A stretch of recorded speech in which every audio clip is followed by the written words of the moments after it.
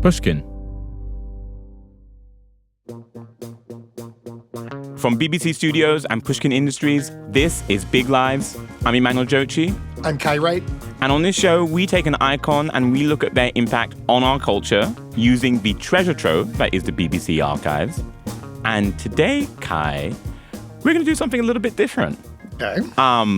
Because we're not just going to talk about one person on this show. We're going to talk about two. Okay. I guess I want to start this by asking you, what's your relationship to David and Victoria Beckham? It's pretty close to non-existent. I am not a football watcher. It's okay. I will absolve you of the need to say football on this. We'll just say soccer. We'll just keep it there. We'll just keep it. Good. And beyond that, other than the David Beckham in his underwear on billboards, that's what I got for you about David Beckham. Hey, that's fair enough. So obviously, the Beckhams, one of the most famous power couples, you could argue maybe the most in the world. David Beckham, famous for his iconic free kicks and achievements on the pitch as a soccer player. And Victoria Beckham, extremely famous for her initial career as a Spice Girl, now as sort of a bit of a fashion icon.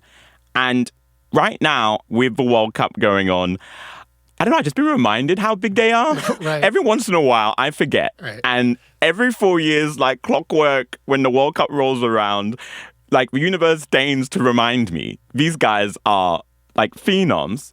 David Beckham in particular right now, I feel is everywhere.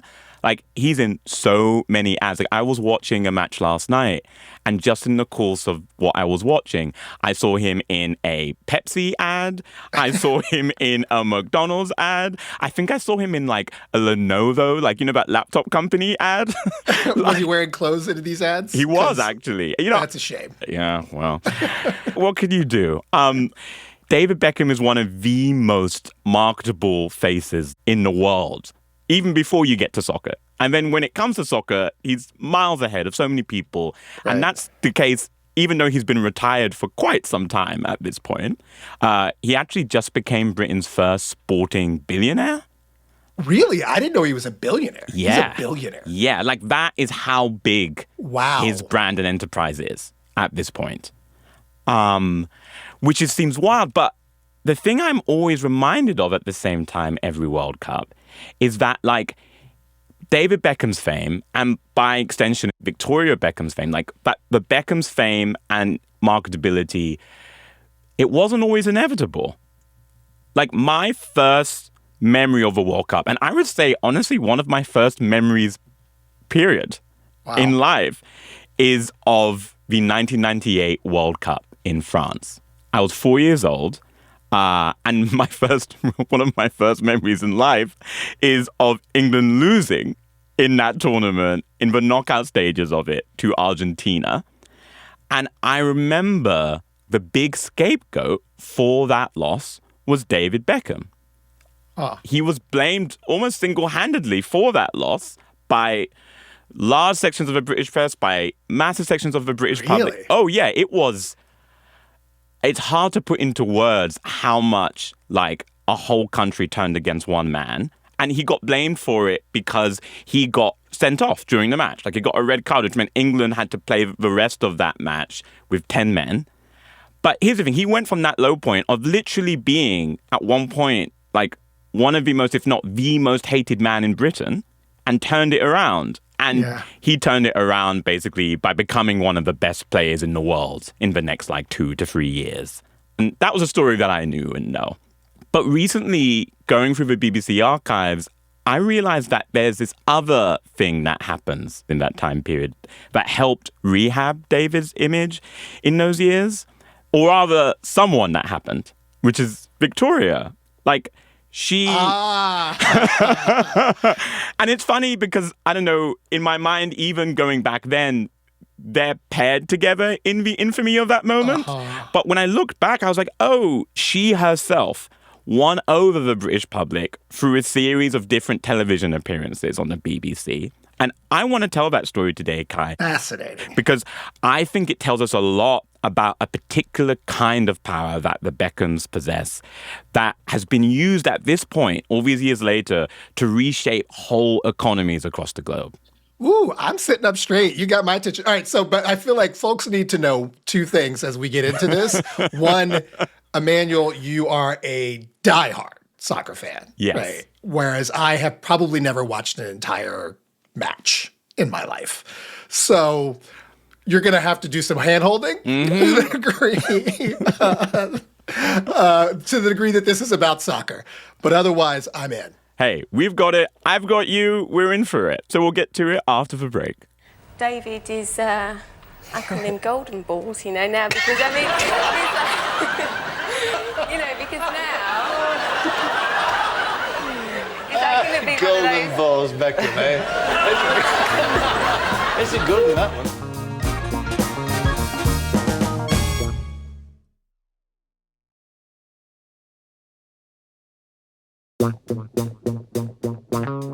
Welcome back to Big Lives. This week, for the World Cup, we are talking about the Beckhams, Kai. And like extension the role that Victoria played in making them what they are today. But before we get into sort of like the time period I talked about before the break, after the 98 World Cup, I just want to take a moment to talk about where both Victoria and David came from. Like how they actually got their fame. Because I do think that there are details in that even though I'm someone who knew the story of both, it's actually important to what happens later. So one of the things that's interesting, I think, about the Beckhams is I think we often view them individually as having come from two very different worlds. So, Victoria comes from music with the Spice Girls. David is a soccer player. But the thing I kind of realized in looking back on like their origins is actually they both come from these machines that are meant to create stars. Oh. So I'll start really quickly with David, right? David Beckham came through soccer's academy system. Now, are you familiar with how that works at all, Kai? I am not. Okay. That is totally fine because it is really not a very American thing, even though American sports in some ways has tried to replicate some aspects of it. But basically, if you are a kid as young as 7, sometimes younger, but mostly around that age, and you are fantastic. I mean, like, you're not just the best kid in your neighborhood. You're like the best kid in like your mini region. Professional soccer will find you. Like, they will find you. It's like on the TV shows, where somebody drives up in a Ferrari and walks up to the pitch and is like, I pick you. Maybe not a Ferrari, maybe a Honda Civic, but yes, yes, got it. Like got it. You will be scouted, right? You might be playing for your local youth team, your school team, whatever it is, and basically there is this system for like becoming a professional soccer player, and from the youngest age as possible, the soccer powers that be, future professional teams, they are separating out the best from the not so best at every single age group. And basically you get plucked or you try out, however it works for you, you get put into this system. So it could be a team like Manchester United, right? Or Liverpool or some big team like that. They will put you in what's known as an academy. So basically from the age of like 7 on up in some cases, you are playing for their youth team. And the goal is, if you want to be a professional, is to stay within that setup all the way until you sign a professional contract, basically, when you become like a not even adult, sometimes as young as 16, 17. So it's more intense than like scouting college sports and scouting high school sports. That's what I think about here. They literally put you in a system. They literally put you in a system that then you have to fight to stay in. And David is one of those talented kids who gets found. And from an early age is being molded basically to be a soccer star. So even before he joins the youth teams at Manchester United, he joins like this soccer intensive program called the Bobby Charlton Soccer School. And he goes on television with them as part of this kids' Saturday morning TV show called It's Wicked. And this program, this episode of it, they have this group of kids there from the Bobby Charlton Academy basically there to just show off their skills and do a little something, you know? There's these talented kids. And it's David and like a couple of boys. And I don't know, it's really kind of amazing because David Beckham is this like little tiny kid. Like I think he's maybe 11 years old. And he's a little bit undersized for his age. So you see him just kind of in between these other two kids. But he stands out. Come over here, boys. Right. You're David Beckham. David Beckham. Like the camera's already zoomed in on him. Little David's good, isn't he? David's very good. He's only young, but he's got a tremendous amount of skill. Not just at juggling, but at all the other skills in the test that we do. He does lots of little tricks. David, can you give us a trick now, please? What's this one? What's this one? He just flicks it behind him. He's Where, making David? his way for this one. He's warming up now. Here we go. He's going to do it soon. He's going to do it? Honestly. There we Oh, go. lovely. There we go. It's a little zoo-like. It is a little zoo-like, but I don't know if that's his first ever TV appearance anywhere, but it's definitely the earliest I've ever seen. And what you see in it, right? The camera identify immediately out of all these boys doing all these tricks, juggling the ball, whatever, this kid is special. And so they actually bring him back for that same TV program as a follow-up, like the following week. What I guess is probably Beckham's earliest national TV interviews. You know, he's a kid and he's being interviewed on television and he's clearly a little nervous, like in front of the cameras. Yeah. I'm with David Beckham. Remember David Beckham from last week? And he went to Barcelona. What was it like, David? Oh, it was brilliant. Brilliant. Yeah. Yeah. And you stayed at the ground, didn't you? Yeah, right outside. So what you did, you had a week's training at the Barcelona football team. Yeah, I was there for 2 weeks. 2 weeks. And believe it or not, he flew back to play a final with his own team and then flew back again. So he's a bit of a jet setter, aren't you, David? Yes. Did you meet Lineker, Gary Lineker? Yeah, and Mark Hughes and all. Oh, I'm madly jealous. You met all of them? Yes. Yeah, so what type of training was you doing? Sort of like we trained with the youth team. Yeah, the youth team. So what type of training were they putting you through? Like chipping the ball to each other Yeah. and matches. And matches and mostly playing a lot, yeah? Yes. Oh, wonderful. Wish I was there. So what do you like, do you want to play football professionally now? Yes. Got the bug? He's got the bug. He's got the bug. And of course, you know, all of this additional attention, plus the fact that he is really, really good, gets David noticed. And eventually he gets put into the Manchester United Academy system. And that system will eventually make him David Beckham superstar. And just to be clear, Manchester United, this is a big deal, that specific club to be in their system. You know, it's a big deal in general to get selected for any academy, right? But just to give it in context, like, as a kid, I feel like at one point, every person I knew who was my age, who was a kid, wanted to be a professional soccer player, right? Out of all of us, and this would have been any kid I would have known between the ages of 7 and 12. So all of the hundreds and hundreds of kids I would have interacted with or played soccer with or whatever in that time. Like, I think I knew one or two of us maybe who even got a tryout for one of these things. And it was for like a lower level team. You know what I mean? But I'm sure you were robbed, Emmanuel. no, I wasn't. I was terrible. I don't believe it. I don't believe it. I was not on the level. But no, Manchester United is a massive deal. I mean, Manchester United historically are the biggest club in Britain, maybe, besides Liverpool. And even then, that's a contentious bit of water I've just waded into. But they are a massive team. They're one of the biggest clubs in the world. Got it. So to play for them, even just to be in their academy for any length of time, is an amazing achievement, let alone to stay in it, right? To stay in it from the age of 11, 12, whatever it is, all the way through until you sign professional terms, like, is incredible, really, because it is so cutthroat. And you are sacrificing, really, a lot of other parts of your life. But one thing I hadn't considered is that in my mind, I look at like the grueling nature of a process like that. And I'm like, well, it feels alien to what I imagine Victoria went through, but it's not. She actually went through something very similar. So Victoria, born Victoria Adams, She's from Essex. And I'm guessing you've not seen the David Beckham documentary that came out a few years ago on Netflix. I didn't see it, no. But despite my fact that I don't have a relationship to David Beckham in sport, it was all over my life, right? Right. Well, since it was all over your life, you'll probably know that there was a viral clip from that documentary where Victoria talks about how she grew up working class and David comes in the room basically and is like, tell the truth.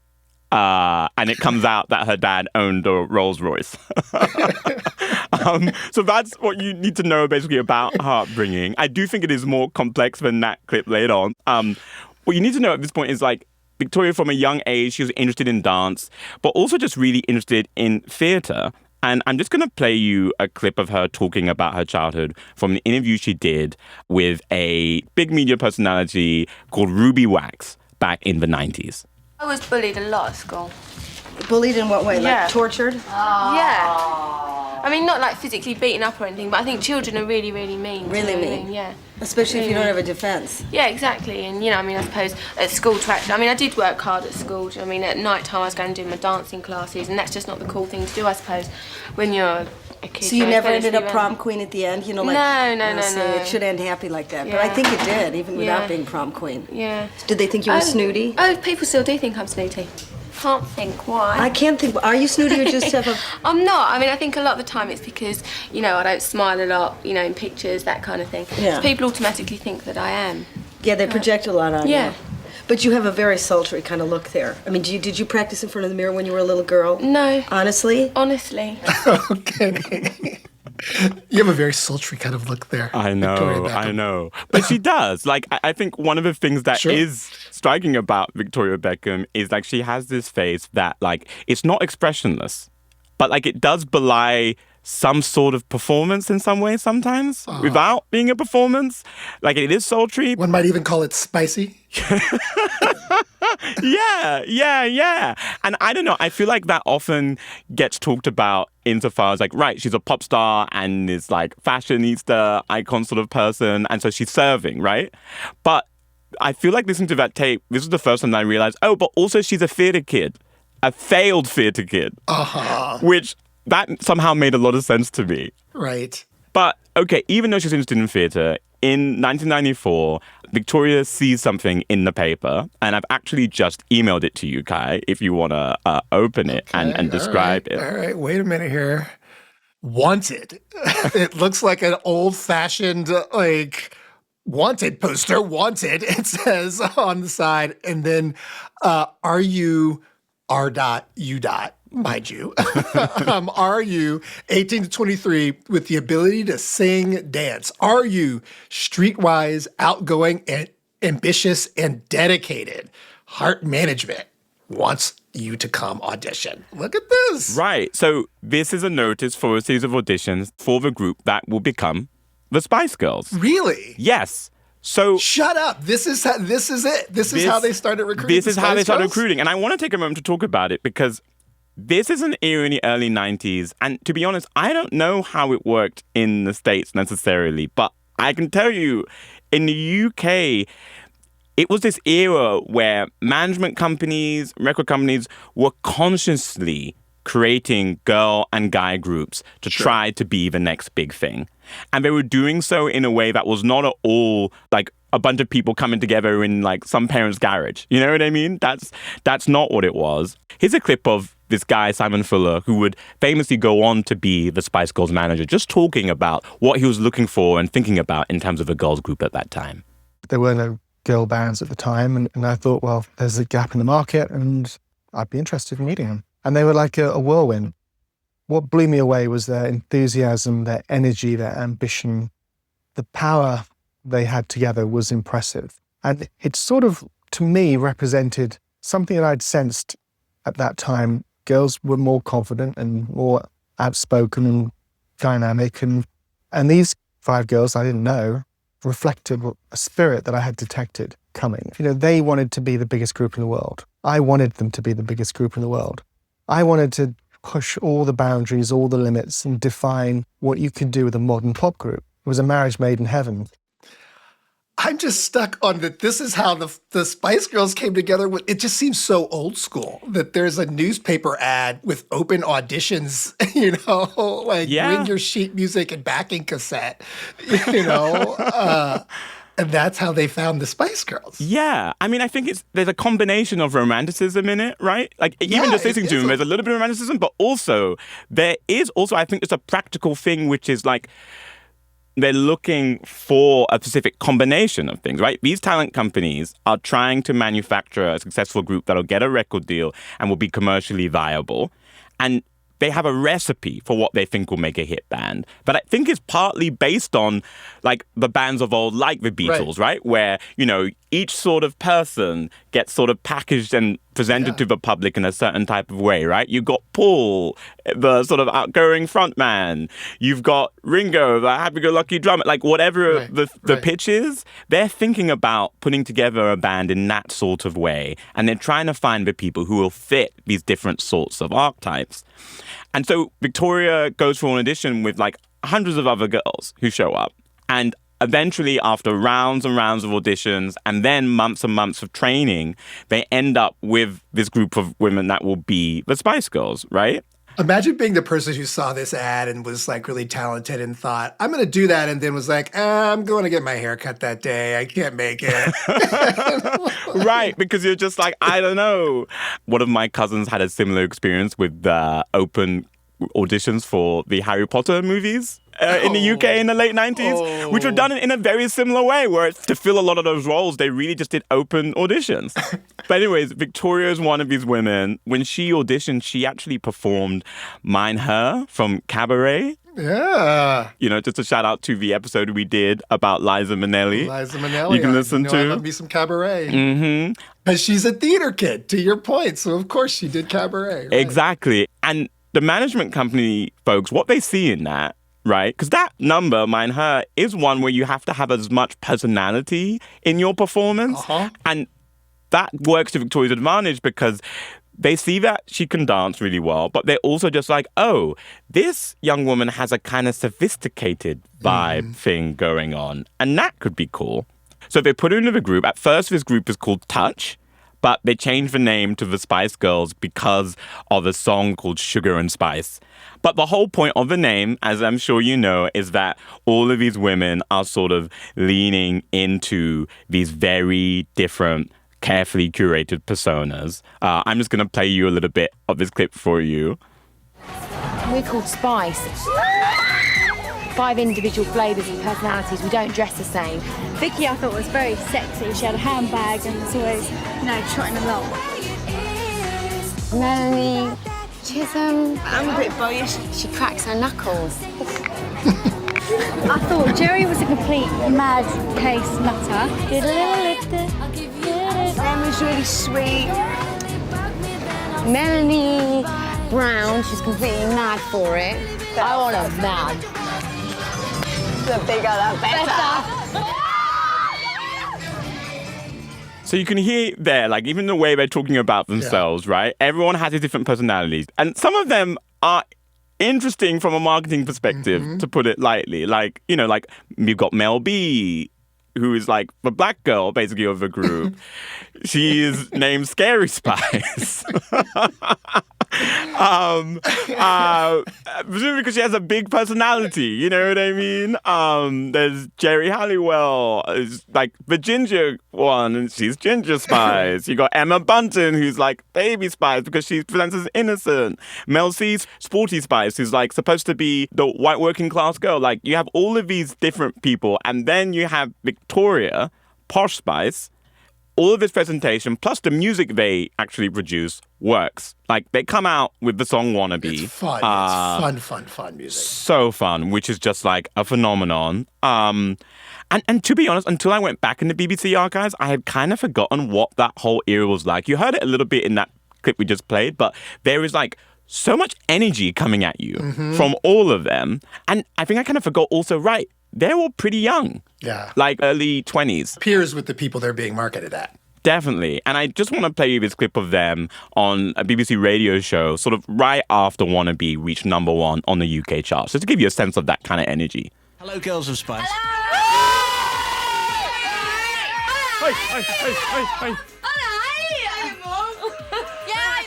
Hi, Mum.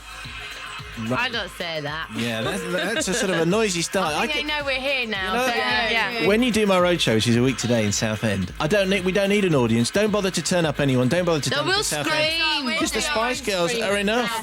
They're enough. They're guests and they're an audience all in one. But thanks very much for coming in and congratulations on being number one. Thank you very much. And also congratulations on being the first ever all-British female group ever to get to number one. Yeah, it's a reflection of our times, isn't it? Times are changing. Yes, they are. I'm sure. Like, it's a real thing. And, you know, this group is made up of lots of big personalities. And, you know, it's funny, what we just heard was sort of a little bit of a cacophony. It's hard to pick out who is who in any of that. But one person who really, even when they are asked individual questions in interviews like this and stuff like that, and in these sorts of appearances, honestly, even when they sing the songs, who doesn't totally stick out, right? Who's not really an individual in that group in a very clear way, is Victoria. She's a little bit of an enigma. Posh Spice kind of recedes a little. Totally. But she is a part of this group, and at the same time that she's on this crest of a wave, David's career is also starting to take off. David hits this shot, I think at the beginning of the 96-97 season, but for a lot of people, it's sort of the announcement of, wow, there's an amazing guy playing for Manchester United, which is he scores a goal from his own half of the pitch. And Beckham saw Sullivan off his line. Oh! That is absolutely phenomenal. He sees the opposing goalkeeper sort of standing a little bit like away from the goal and just attempts a shot that like really, like kids try this in video games, Kai, and can't do it. I don't know what it means to attempt a shot from his half of the pitch. It's basically like a miracle shot. Got it. The soccer version of a hole-in-one almost. Got it. In terms of doing that. And it sort of announces him on the world stage. And then in 1997, like about a year after both David and Victoria have had their respective coming out parties, they meet. And I just want to play their recollections for you. I was in a hotel room with Gary Neville on an England trip, and Victoria came on the telly with one of the songs, and I said, "She's gorgeous. I've got to meet her." And you know, I met her, and the rest is history. Did she fancy you? I hope so. The first time I went to see him, actually, I was watching the wrong team because I didn't have my glasses on. And it was like they was wearing a completely different coloured kit. I know nothing about it at all. And then did you go backstage, like groupies? Yeah, I did. Yeah. No, I did go backstage, and when I met him, it's like, what do you say? Do you know what I mean? Good game, or what? Yeah, or like, I like the shorts. Nice, nice shorts. Could be a bit shorter type thing. Yeah. Did somebody fix you up, or did he just come over to you? I went over to him. Because he was the prettiest? Because you don't know what he plays. No, exactly. I don't know what he was. They're like lobsters in a exactly. tank. You know, that one is them. And then did he ask you out then? Yeah, he did. Well, I said to him, so you're going to come down and sort of, you know, take me out type thing. You said that? Yeah. So you said, are you going to ask me out? Yeah. And he came down to London and he took me out. Where'd you go? We went somewhere really, really great. Like, I mean, we had to be really careful at first because obviously, do you know what I mean, we didn't want anybody to know. Because it's awful once everybody found out and it'd be, you know, made and it really could ruin public. It could ruin it. Yeah, too. plus you might go out with him once, it'll get in the papers and you think, oh, God, I don't even like him, and then you've totally publicly What made you like him? humiliated yourself. He's just really, really nice. He's very shy, and I like that because other boyfriends I've had have been, you know, really full of themselves, and you know, I just like the fact he's very shy and he's not. I mean, he's outgoing, but he's not big-headed or anything. And what are the topics that you talk about? What do we talk about? I know We that's talk a hard about really one. normal things like our dogs, because we've just got dogs, and we talk about, have you done the gardening this year? Oh, You know, listen to your that little type couple thing. of burb kids We together. are. Victoria and David Beckham. We just talk about our dogs, you know, while we count our billions. Well, I'm glad you pointed that out because that is a thing, right? Like, these guys are a power couple, right? Victoria is the first real, what's referred to as a wag. Are you familiar with that term? I don't think so. I know it, but I don't think I could tell you what it means. You know, like I've heard people. Okay. So wags, and I just want to acknowledge that term is seen as being pretty derogatory. It was this term that was supposed to encapsulate the wives and girlfriends of like famous football players, famous soccer players, right. or like sports stars in general, right? UK. And it was termed like that, I think, because you had, on the one hand, David Beckham, who was this massive sporting star, and then you had Victoria Beckham, who was this massive music star. And I think, I don't know, just generally as a culture, we didn't quite know what to do with these women who were to the side of the sporting thing, but still celebrities in their own right. Especially somebody like Victoria Beckham, who, like, just to put it in perspective, she's the only Spice Girl who doesn't have a solo verse on Wannabe. Oh. So she's someone who is famous, but sort of people are like, I don't totally get why you're in this group. Right. But also, like, David Beckham, it's weird because David Beckham's skill as a soccer player is both overstated all the time and yet somehow understated. Huh. This guy was the guy that everybody wanted to be like. Like, I'm talking every time I laced up to play soccer, Kai, I, in my brain, was trying to imitate David Beckham. From the way, literally my body position as I kicked the ball, I studied him. And every kid I knew also studied him to try and copy it. I didn't even have that kind of hair texture, obviously. But before I kicked a ball, he used to do this like hair kind of tussle before he like kicked a ball, and I used to run my hands through my throat before I kicked a ball. Like, I used to literally, down to the detail of the way I folded my socks. Wow. Like, that's how much everybody wanted to be like him. Like, he was iconic, and all of this, like, his rise as a player, her rise, their couple, like, happens at a time when a new kind of British society is emerging, right? Like, we're talking about Tony Blair, Labour years. We're also talking about Britain's real entryway into modern Europe and this big interconnected new economy. Like, London is becoming way more cosmopolitan and glamorous. In addition to the Spice Girls, you also have bands like Oasis that are on their way. Like, all of this sort of British culture, right, is starting to get packaged and sold in a different kind of way. And it's spilling into everything, right? Sports, music, the very industries that the Beckhams are in. And David Beckham is sort of the ultimate crossover, right? Because he's a soccer player who looks like he could be in one of these boy bands. Absolutely, right. And this is really different for a lot of people in the UK because soccer, for basically the entire century before that, has been a working class game.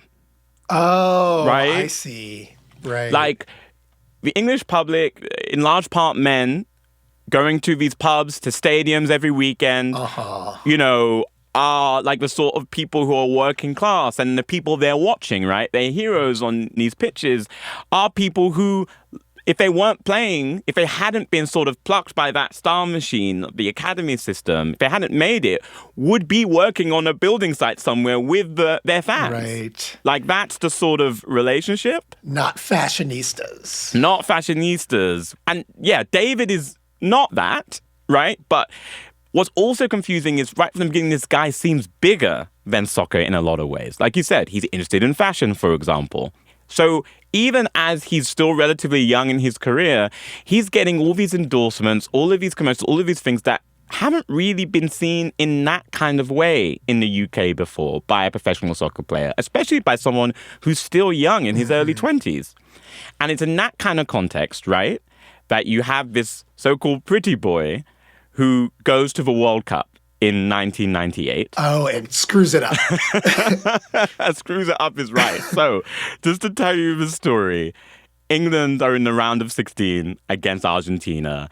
That is a massive match for a bunch of reasons. Like, we're only a bit more than a decade, almost 15 years earlier, shy of, like, fighting a war. Like, those two countries fought in the Falklands.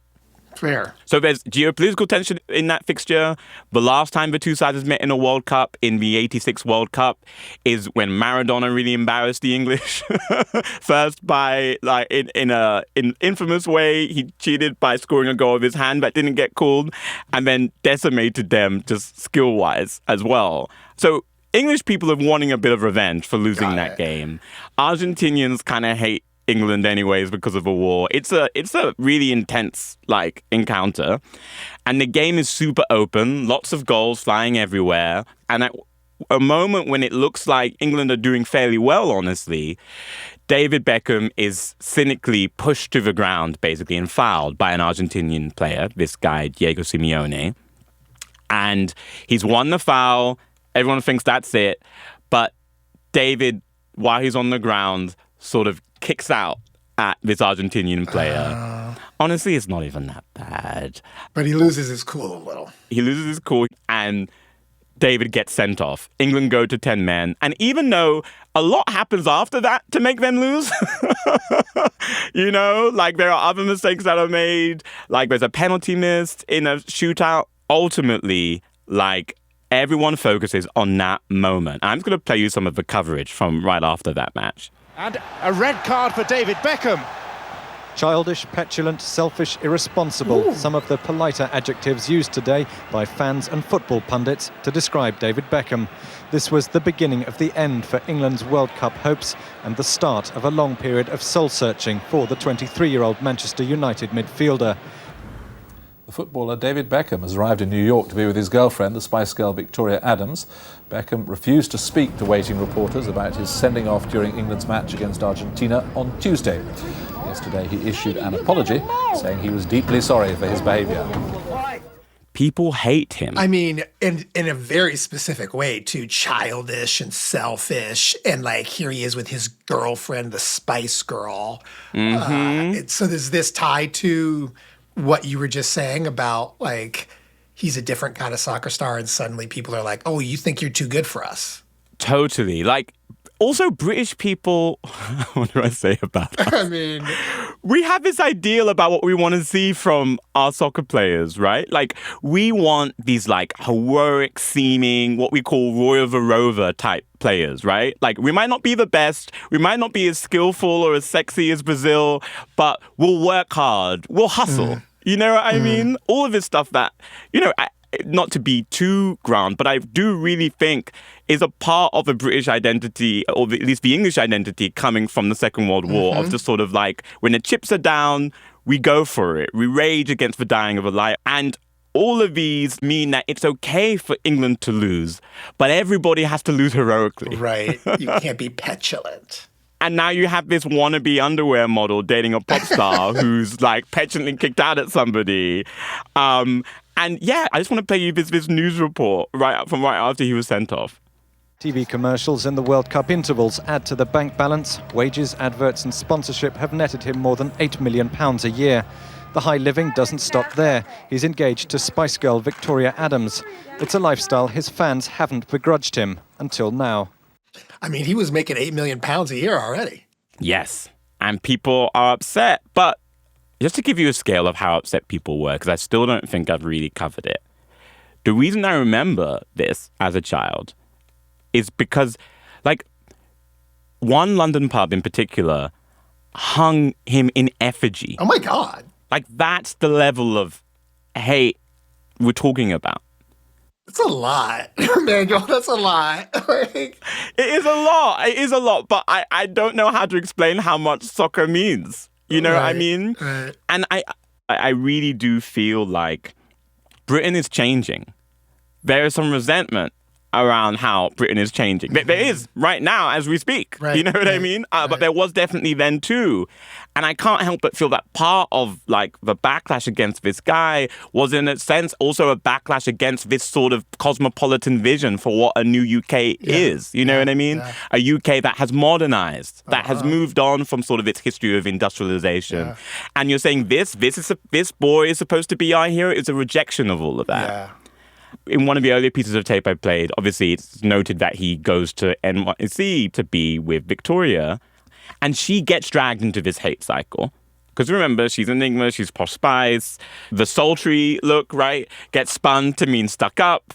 And the following season, right, as David Beckham's playing with Manchester United, like, this vitriol continues, which is unusual. Normally what happens, like, if a player has a bad World Cup or something like that, it's a thing for a moment, and then throughout the season afterwards, it sort of disappears because people forget.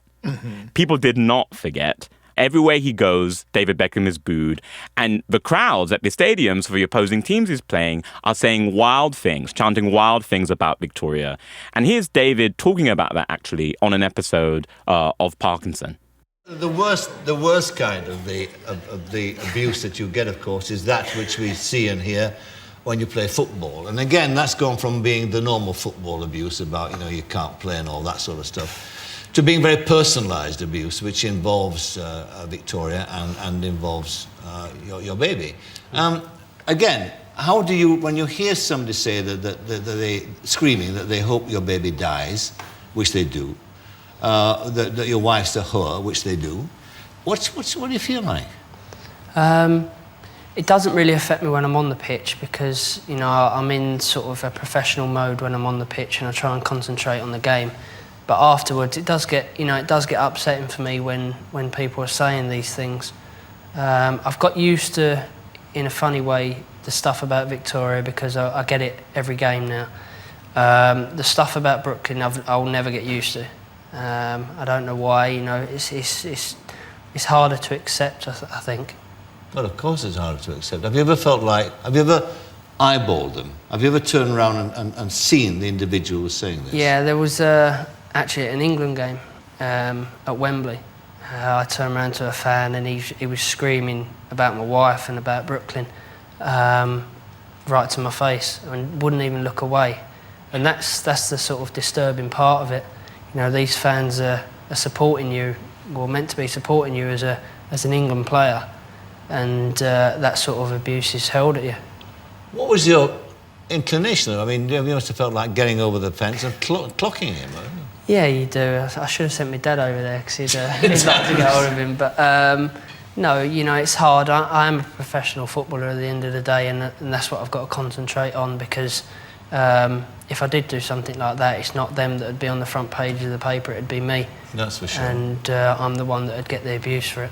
But why? Why are they so vitriolic and so hateful to? I mean, let's face it. You're our best player, and if we've got 10 more like you, we'll win the World Cup. I mean, it's quite simple. So, what is it? Is it just because you married Victoria? What is it? Is it envy? I don't know. It is really striking to think about. I didn't know that last part that Parkinson brings up. Like, he's the best player. Like, you're a fan going to cheer for your team, and the star player, you're like, I hope your baby dies. Like, yeah, that's weird. It's weird. It's messed up. That said, British fans, like, the very structure of soccer in the UK and in a lot of places means that one week you're cheering against somebody because they're playing your local club team or something. And then the next week, you're supposed to support them when they're playing as part of England. And, you know, he's been saddled, even though he is, again, at this point, one of the, if not the best player on the English team. Like, he's been blamed with all of this, and his image has been dragged through the mud. But the Beckhams, they're going to change that image, which we'll get into right after the break.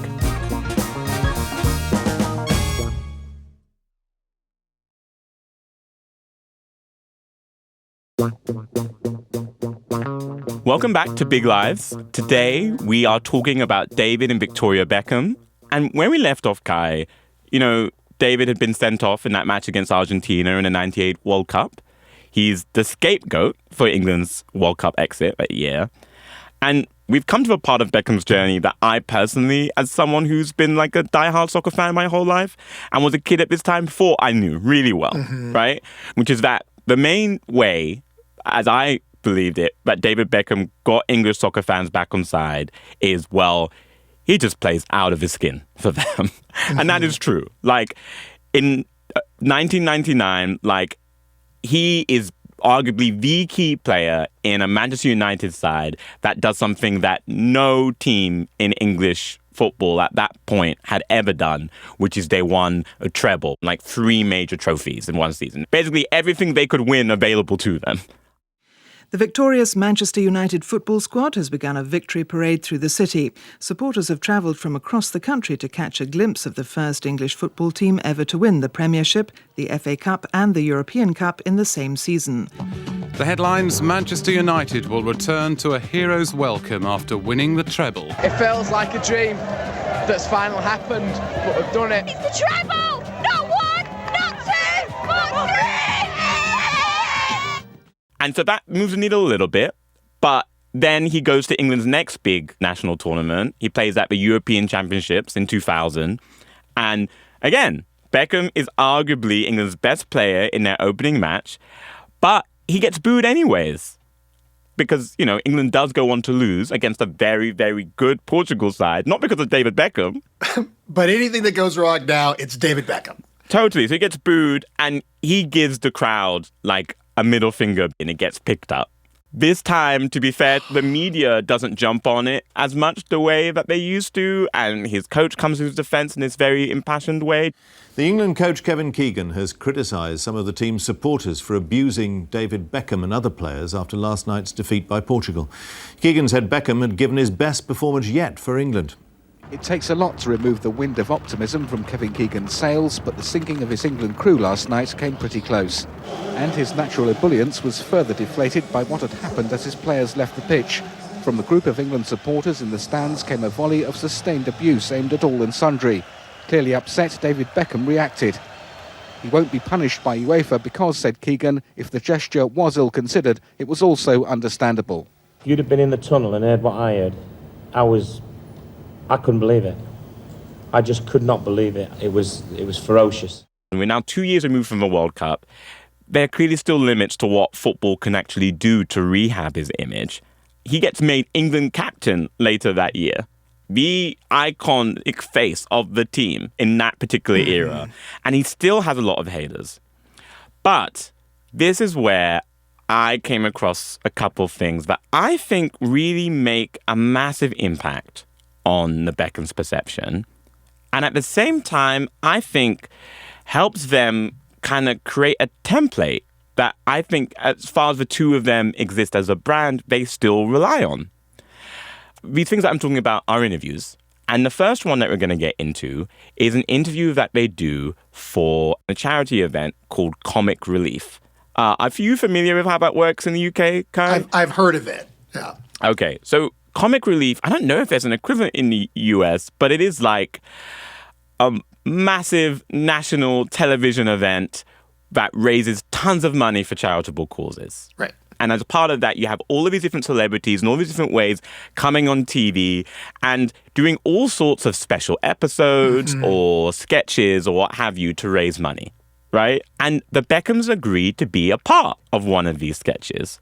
And they agreed to be interviewed by Ali G. Do you know about Ali G, Kai? Yeah. Do you want to explain a little bit of what you know about what you think he is? Basically, he's a character. He's a character he's playing somebody who's interviewing you as this over-the-top. A lot of the descriptions would be offensive, honestly. Yes. Sacha Baron Cohen, the actor, plays this persona, this guy Ali G, who, the most polite way I can put it is he is like the jokey version, the satirical version of Sean Paul. Yeah, okay. Well, like, just like you a did guy it diplomatically. who's I couldn't racially kind of figure out a way ambiguous, kind of white guy who's sort of like very into black culture and African culture for reasons that are not entirely clear. I definitely, before we came on here to double check, had to Google, was Ali G supposed to be black? Just because I had to remind myself. Sacha Baron Cohen gets aware of it, I think, at that time, because it's never really stated, even though everybody knows the sort of person he's talking about. But they go on and agree to be interviewed by Sacha Baron Cohen playing Ali G. And honestly, the sketch is kind of similar to like what like the interview show Between Two Ferns will later be with like Zach Galifianakis, right? Where you're just like, it's meant to be an awkward, weird sort of interview. Like it starts off this way. I'll just play this clip for you. Now please big it up for my guest tonight. Every boy wants to be in his boots and every man wants to be in his missus. Big it up for none other than Victoria and David Beckham. So they're on this pretty big national stage and they have to laugh along. Now, does you go to watch him play football? Yeah, I do, whenever I can, because Brooklyn loves going to watch him, so as much as we can. Me heard there is an insulting song that they sing about you. As you heard it, what is the words? They say, posh spice. That you take it up the arse? That's what they say. But that ain't insulting. That is the biggest compliment you can pay to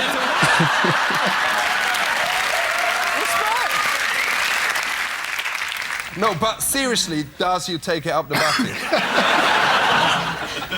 No, of course I don't. Beckham, you're telling me you ain't never been caught offside?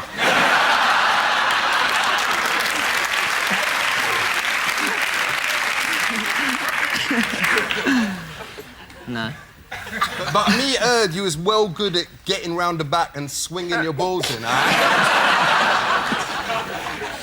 They do say it's the way you bend it, I have to say. Respect. So that's the kind of thing they're going through. But I don't know if you noticed at the end there, right? Like, obviously there's the famous bend it like Beckham sort of joke about him bending free kicks and stuff like that. It's Victoria who leans into it. Yeah. They get in on the joke. Yeah, they get in on the joke. And they keep getting in on the joke, even as, like, you know, basically Ali G is poking at a lot of various sort of public things that might be pretty painful. You know, like around this time, right, there is this perception of them as like this couple where David, he's portrayed in the media a lot as being stupid. And that's a big thing. Literally, there's a late night show that no longer exists where they used to call them thick and thin. Thick and thin? Yeah, as in like David, thick, not smart. Thick-headed. Right. And pointing issues about Victoria's like alleged like eating disorders and stuff like that, which is stuff that she's come out now and has talked about being a real thing. But let me just play you how that gets talked about in this interview here. So tell me, is your little boy starting to put whole sentences together? He's saying little bits and pieces, and yeah. And what about Brooklyn? Like just making fun of him.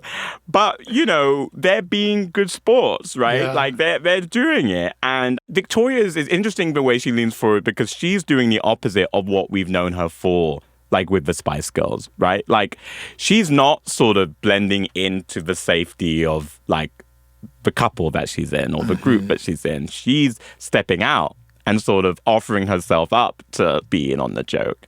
That sketch is really successful because you have this couple, right, who have been portrayed in the media and talked about as being rich, like kind of apart from it, like self-obsessed, Dane celebs, who are now kind of able to laugh at themselves. You know what I mean? Yeah, it takes the air out of it. And because the whole time I've been wondering, I'm like, what options do they have? Like it's 2 years on or whatever, however many years on from this thing at the World Cup. He's done all the stuff. He's being good at what he does, you know? And they're still mad. They're still chanting, I hope your baby dies. I just feel like at that point you'd be like, well, I have to leave this country or I have to leave this, you know? Totally. You bring up a good point, which is like that incident happened in 1998. They give this Ali G interview, I want to say, like, in the first half of the year of 2001. It's 3 years. Like, that's a long time. And he, at that point, has literally been voted one of the best players in the world. Like, on the sporting side of things, he can do no more, you know? That's the first sort of thing I found in the BBC archives, where you're just sort of like, okay, they do that. And I think they learn something from it. That thing of like, oh, we can laugh at ourselves is something that they really learn from. But there's this other interview they do in that time period that I want to revisit. It really speaks to a lot of their branding now. So, a few months after comic relief, they go on Parkinson, which, if you've listened to our show, you know was for many years like the biggest late night interview show on the BBC. You can hear more about that in our episodes about Muhammad Ali in particular, and Meg Ryan, and George Michael. But anyways, they go on that show, and they're there with host Michael Parkinson under the guise of publicizing a memoir Victoria has written. And, you know, the point of the memoir is an attempt for Victoria to really let the public know, listen, here's who I am. You know, like I'm a person. You know, I think that a lot of people can benefit from this book. You know, I'm hoping that children will find it inspiring. I think there's lots of women that will be able to relate to things that I've written about in the book. In what sense do you think you're a good role model? I mean, why? Here you are with lots of pots of money. You've got a sex symbol husband who earns a fortune. You've got a big mansion. I mean, that's not typical, is it? No, it's not typical. I mean, I think that my message behind my book, you know, to lots of children out there is if you want to do something and you work hard enough, you can achieve that. Look at me. You know, I've never claimed to be the best singer or the best dancer, but I've worked really, really hard, the same as I did when I was at school. And I think there are so many young children that's dreams get trampled on. And, you know, I remember being at school and saying, I want to be a dancer when I grow up. And they said, well, come on, what do you really want to do?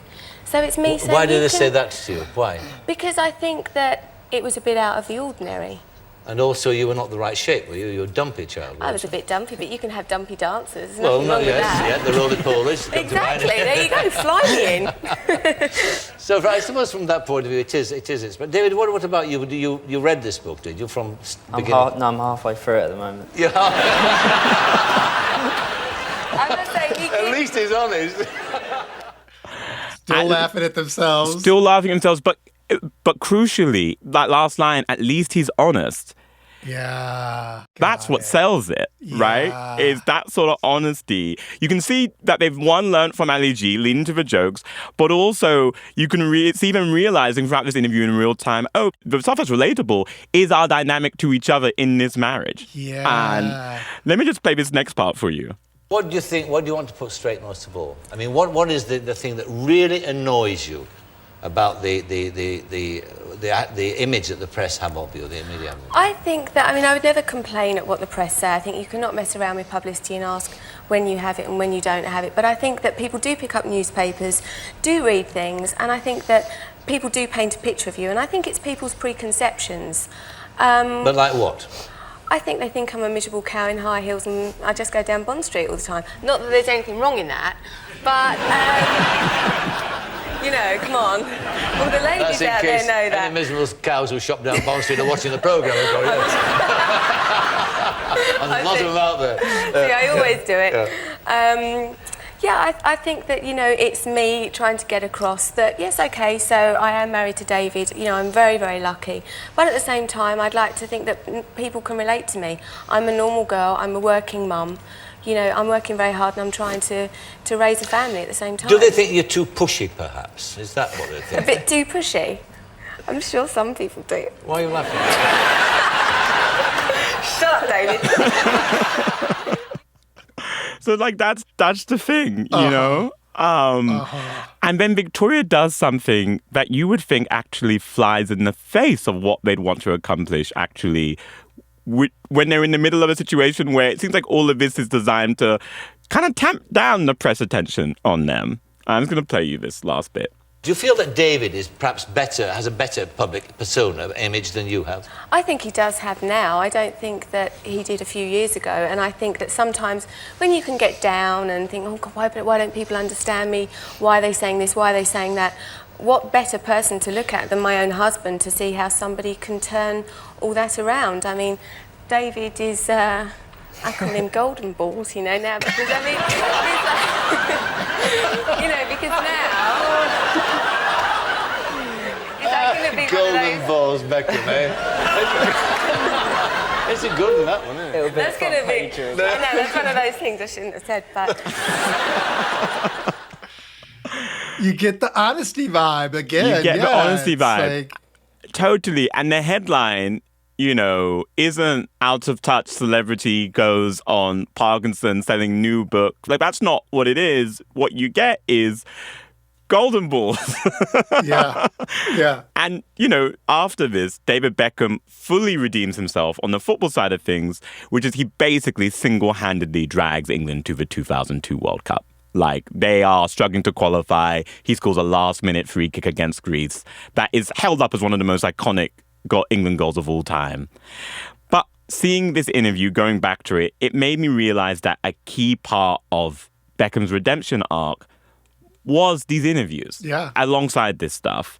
Their ability to laugh at themselves and appear relatable, even as their fame and brand, I should say, is still growing and getting bigger and bigger. And I think it's incredibly important when you consider the direction that their lives have both gone in, since both of them retired from playing football and singing, respectively, right? David Beckham has become this massive sort of global ambassador for soccer, right? Famously, he moved to the US, right, and started playing here. And at a time when the US was really looking to get to be a part of the soccer world. And importantly, that US money investors were trying to be a part of the soccer world. In a way, the World Cup we're in right now is the culmination of that years-long effort to try and make soccer a commercially viable economy here. But he's also been a direct spokesperson, right, for expansions in other places. So, like, you know, the other big investor in modern-day soccer besides Americans right now in the world are actually a lot of the Gulf oil states. Yeah, countries like Saudi Arabia, Qatar. Indeed. And, you know, what countries like Qatar needed is someone to bridge the gap. Because don't forget, those same soccer fans that, like, you know, I talked about soccer being a working class person's game, right? It's this game where all you need is a ball. If you're good, doesn't matter how much money your parents have. Anywhere in the world, if you're good, they will find you. It's the world's game in that way. Like, people can't relate to sort of like the glitzy Qatari investment of it all. And so they turn to Beckham. He becomes basically one of the official spokespeople and ambassadors for the 2022 World Cup in Qatar. It gets a little dark now, though, Emmanuel. Exactly. Because, as you know, that tournament is shrouded in controversy. Yeah. Right?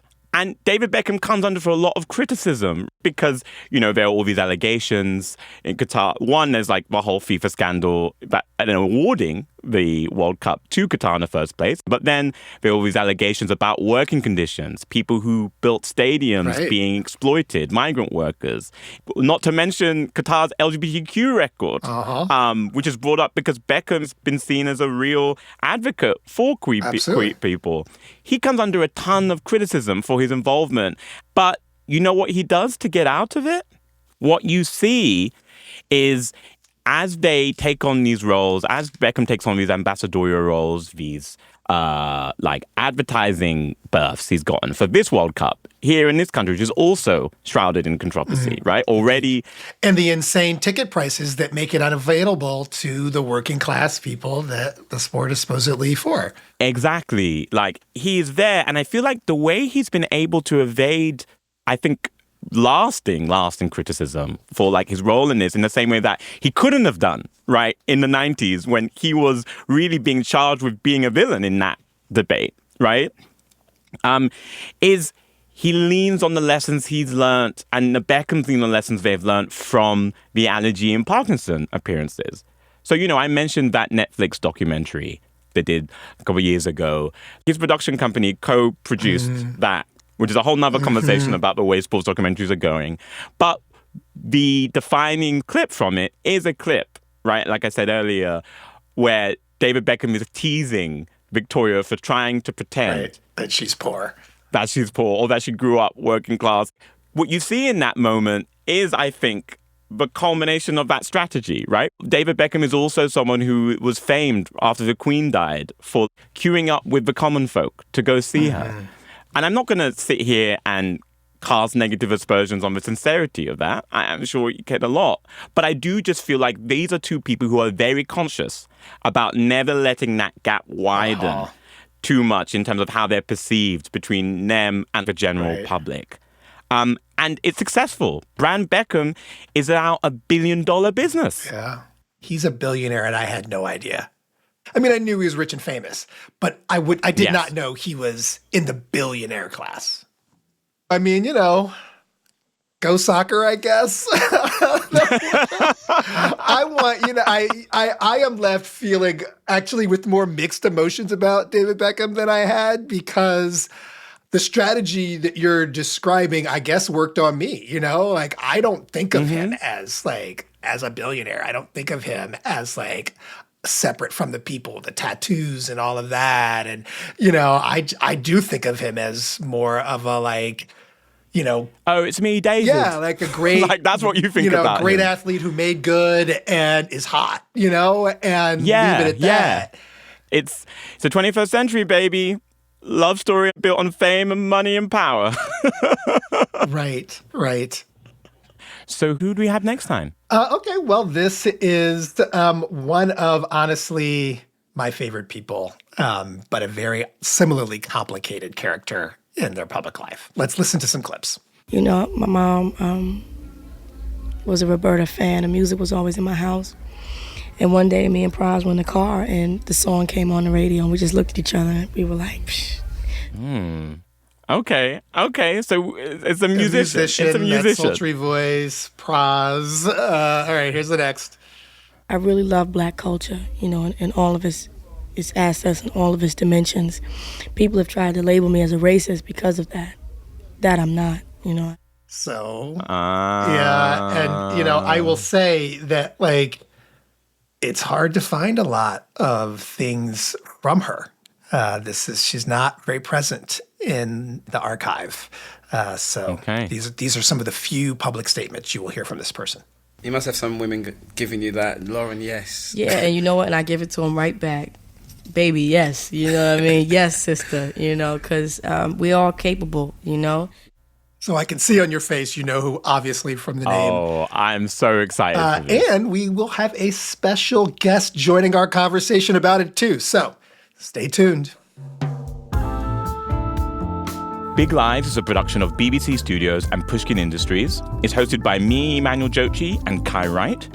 Our team over at BBC Studios includes producer Emma Reverill, archive producer Samira Chowdhury, sound design by Melvin Rickaby, and our executive producer is James Robinson. Our production coordinator is Galen Davis-Connolly, our apprentice is Amy Woods, and our production manager is Mabel Finnegan-Wright. The team over at Pushkin Industries includes executive producer Costanza Gallardo, producer Daphne Chen, our legal advisor is Jake Flanagan, and our marketing team includes Morgan Ratner and Jordan McMillan.